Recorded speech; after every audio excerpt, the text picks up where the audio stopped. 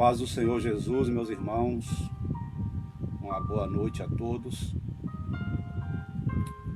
Muito bom estar aqui online com todos os irmãos.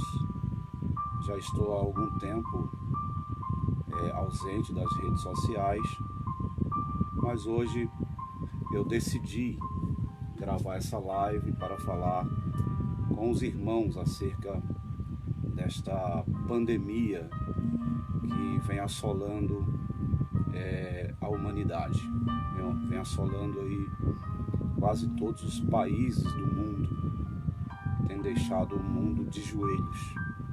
A pandemia que já tem ceifado a vida de cerca de 15 mil pessoas, e aqui no Brasil, pelos últimos dados, já 25 pessoas tiveram suas vidas ceifadas.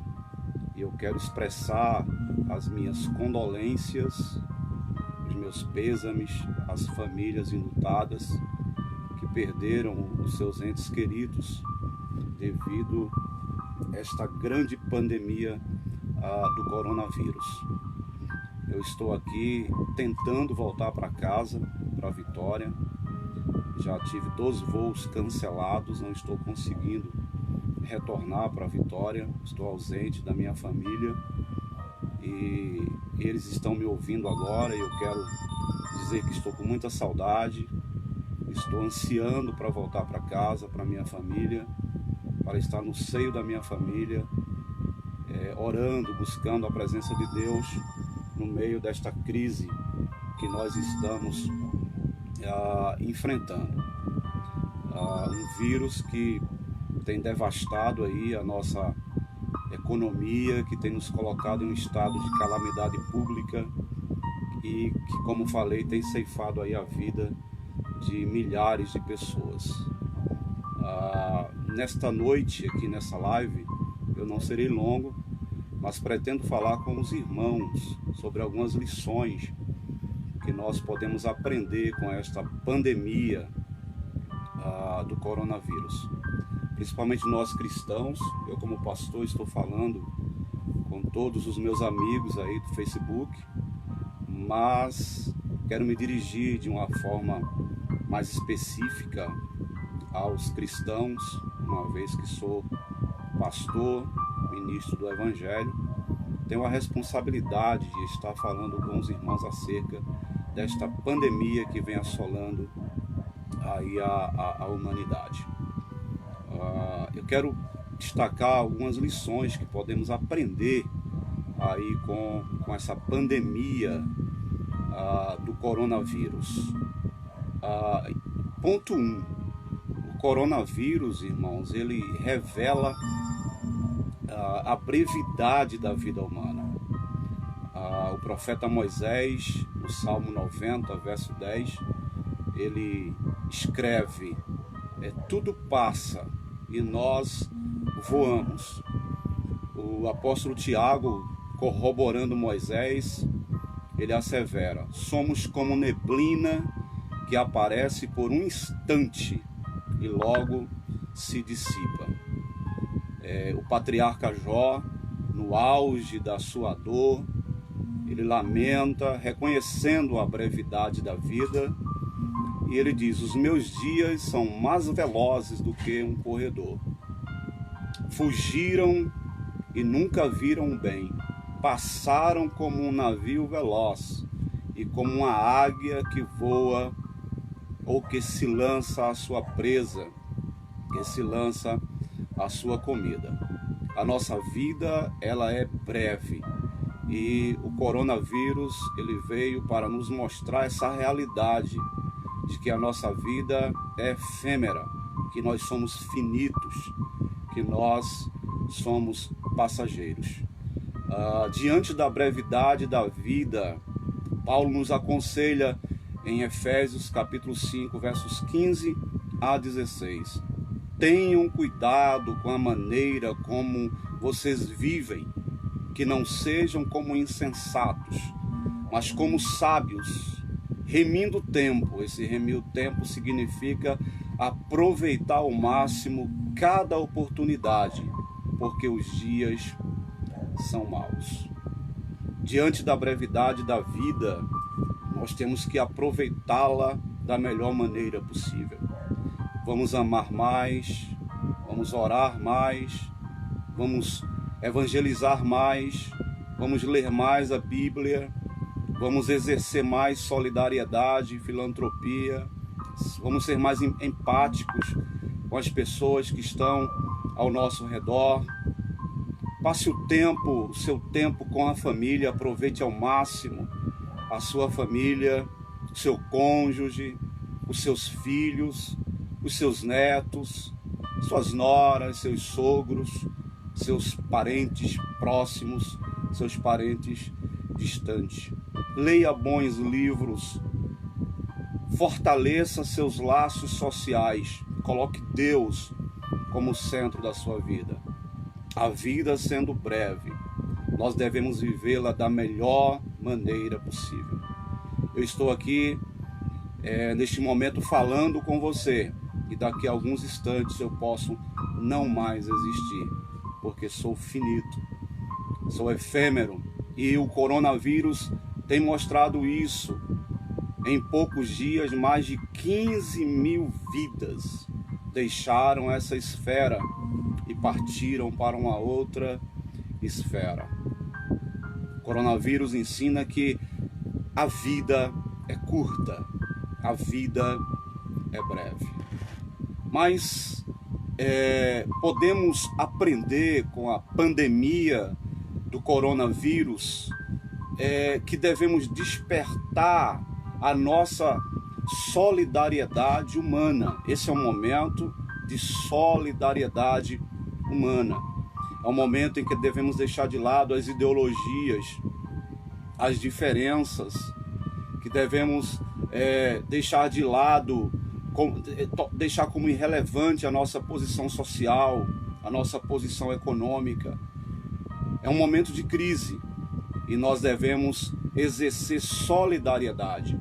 Momentos de crises fazem as pessoas refletirem sobre a sua própria condição social, a sua própria condição como ser humano. Esse é um momento de solidariedade, de solicitude, de generosidade, de bondade. Estudos comprovam que doar faz bem não somente àqueles que recebem, mas também àqueles que doam.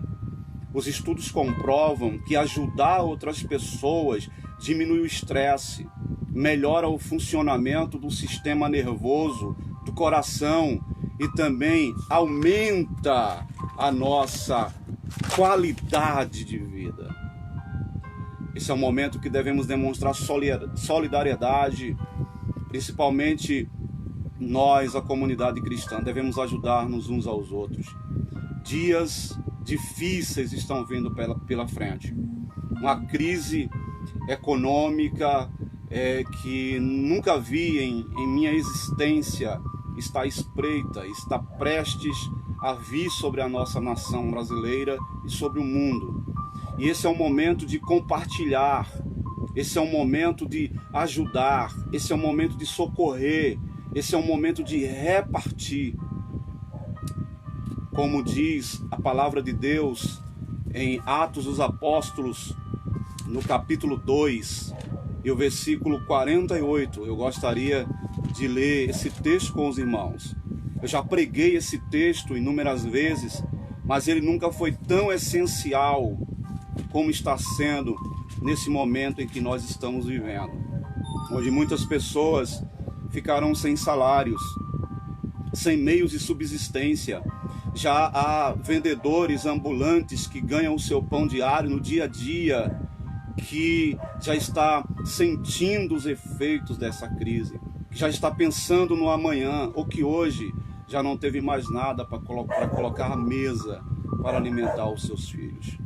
Esse é o momento de aqueles que têm repartir com aqueles que não têm, exercendo a solidariedade humana e a irmandade cristã. Como diz a palavra de Deus em Atos capítulo 2 E o versículo de número 42 diz assim a palavra de Deus, eu quero ler com os irmãos. E perseveravam na doutrina dos apóstolos, e na comunhão, e no partir do pão, e nas orações. E em cada alma havia temor, e muitas maravilhas e sinais se faziam pelos apóstolos. Todos os que criam estavam juntos e tinham tudo em comum. Vendiam suas propriedades e fazenda, e repartiam com todos, segundo cada um tinha necessidade. Claro que eu não estou recomendando ninguém vender propriedades para dividir com aquele que não tem, mas o princípio da solidariedade, da comunhão, da ajuda mútua está expresso nesse texto. Esse é o momento de nos socorrermos uns aos outros, de ligarmos uns para os outros, para suprirmos as necessidades mútuas. Solidariedade neste momento, irmãos, também inclui cumprir as medidas restritivas para o combate a esse vírus. Lave suas mãos, evite aglomerações por um período de tempo. Os idosos, como diz as medidas restritivas, fiquem em casa. Os que têm doenças crônicas, os jovens, tenham cuidado para não transmitir essa doença a outros. Quanto a estar na igreja ou não estar na igreja, isso é uma recomendação do seu pastor local, que vai administrar as ordens governamentais. Sei que vão cumpri-la da melhor forma possível. E o fato de não estarmos todos na igreja não significa uma perseguição religiosa, porque não é apenas a igreja que está inclusa nessas medidas restritivas. Isso é um estado de calamidade pública. E a Bíblia diz que Jesus dizendo à mulher samaritana que nós adoramos ao Pai em espírito e em verdade, e o Pai procura tais que assim o adorem. A mulher samaritana estava limitando o lugar de culto ao Monte Gerizim ou ao monte em Jerusalém, ao templo em Jerusalém.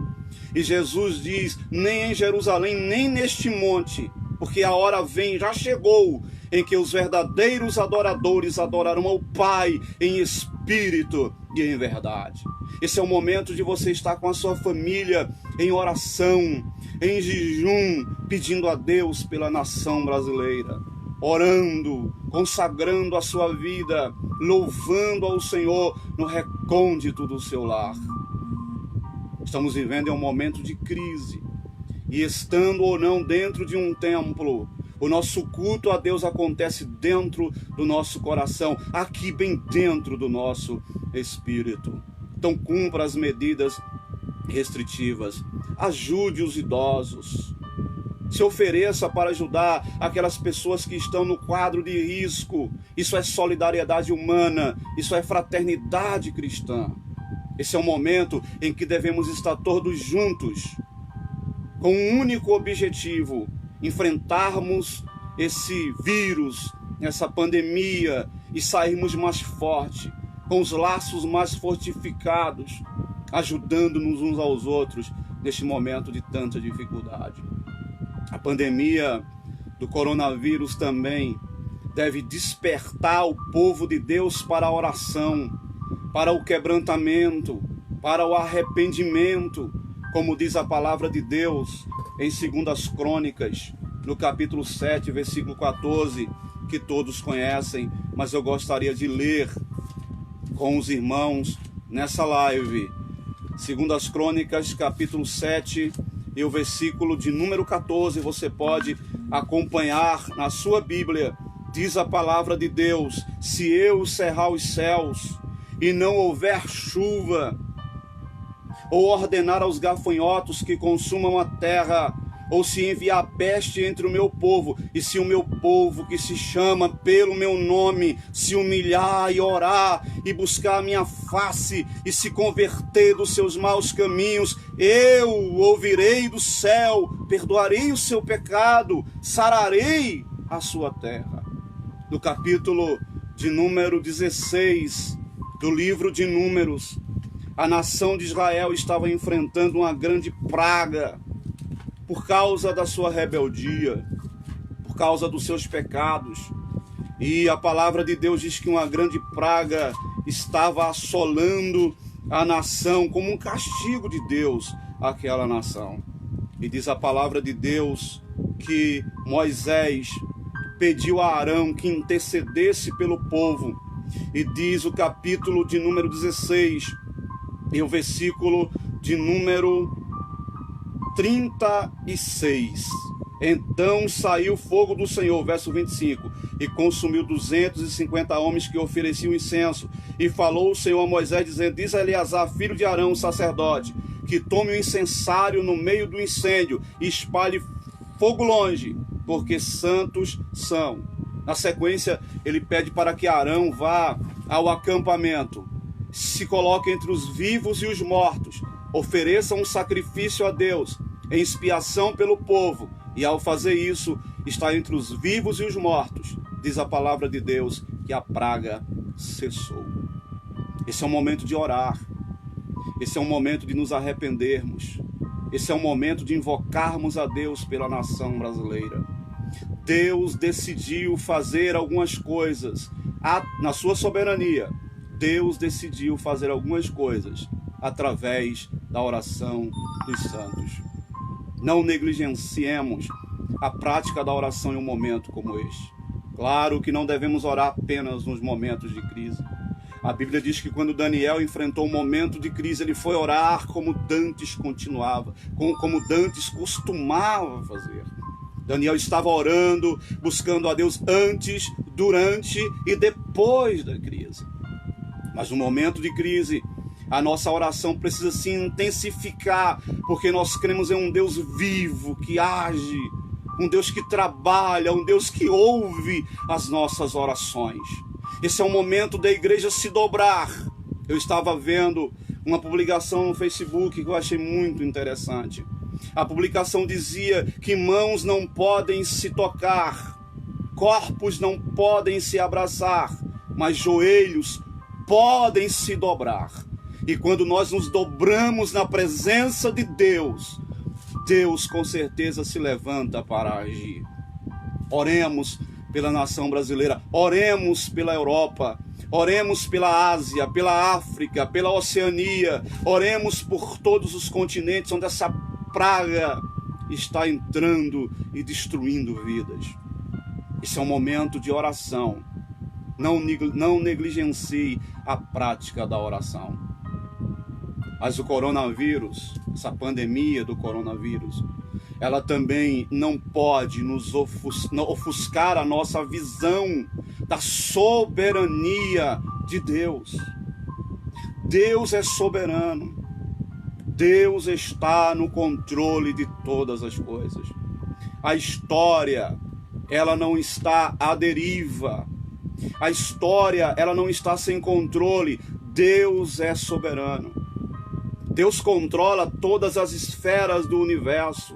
Deus é soberano sobre a história. Se você ler Daniel, capítulo 7, capítulo 8, você vai ver Deus controlando todos os impérios. Você vai ver Deus controlando toda a história até a sua consumação, até o seu fim.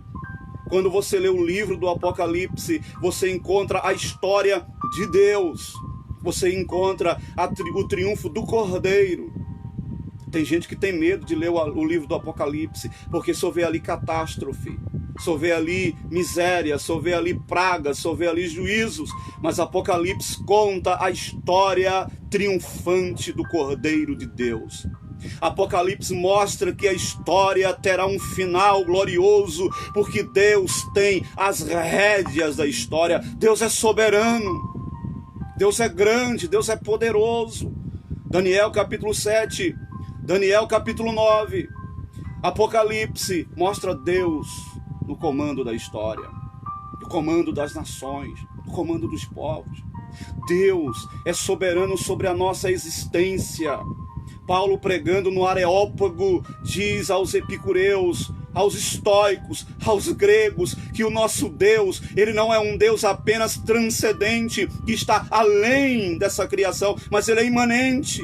Nós não somos deístas, nós somos teístas. Deus está agindo na história e Paulo diz: nele vivemos, nele existimos, nele nos movemos, porque somos criação dele. Deus está profundamente envolvido nos dramas da humanidade, nas angústias, em todas as dimensões das angústias humanas. Deus está no controle. Deus está no controle da fauna, da flora, dos fenômenos da natureza. Eu selecionei alguns textos aqui que mostram esse controle de Deus, como por exemplo, controlando todos os fenômenos meteorológicos. Em Jó, capítulo 37, versos 3, 6, 10 e 13, olha o que diz o texto bíblico: ele solta os seus relâmpagos por baixo de toda a extensão do céu e manda para os confins da terra. Ele diz: a neve caia sobre a terra e a chuva seja um forte aguaceiro.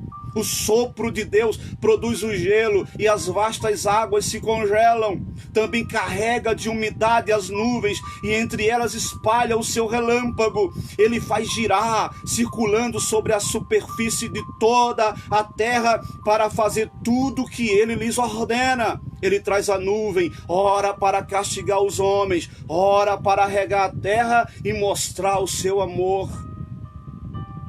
Em Salmo 147, versos 8, versos 16 a 18, está escrito: ele cobre os céus de nuvens, concede chuva à terra, faz crescer a relva nas colinas, faz cair neve como lã, espalha a geada como cinza, faz cair o gelo como se fosse pedra. Quem pode suportar o seu frio? Ele envia a sua palavra e o gelo derrete. Ele sopra e as águas tornam a correr. Mesmo a chuva que cai, é Deus que está controlando. Não é apenas fenômenos naturais, não é apenas as leis naturais. É Deus quem rege, quem sustenta essas leis. Deus está no controle de todas as coisas. Por isso não tenha medo. Aleluia! Não tenha medo, Deus é soberano.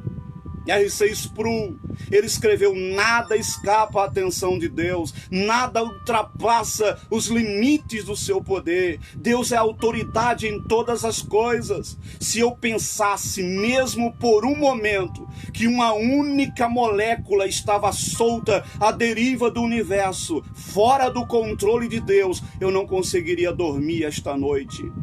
R.C. Sproul termina dizendo: minha confiança no futuro repousa na minha confiança no Deus que controla a história.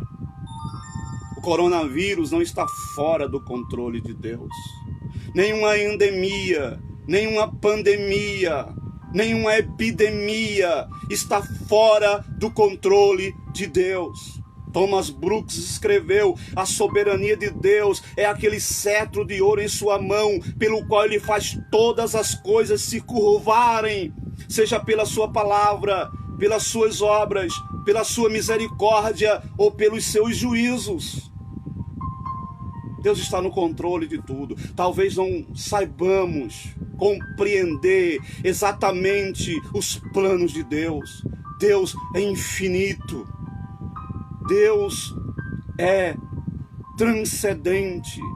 Nós não conseguimos compreender a profundidade, a magnitude dos pensamentos de Deus. E mesmo quando a gente pensa que tudo saiu de controle, Deus continua regendo esse universo.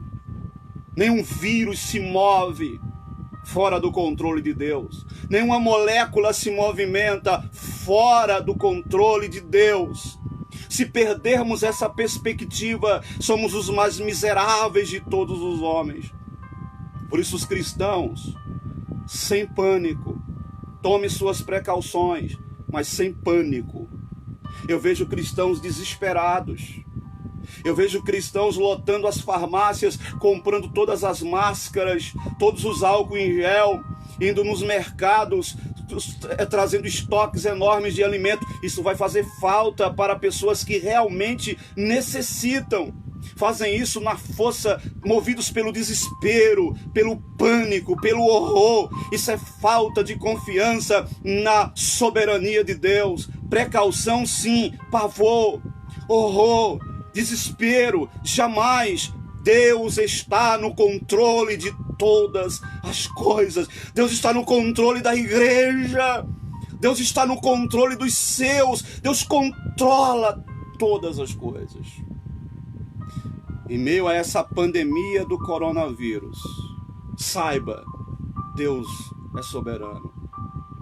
Abraham Kuyper costumava dizer: não há um único centímetro quadrado em todos os domínios de nossa existência sobre os quais Cristo, que é soberano sobre tudo, não possa clamar e dizer: é meu, é meu. Nem um centímetro quadrado desse planeta, nem um centímetro quadrado desse vasto cosmo escapa do controle milimétrico de Deus.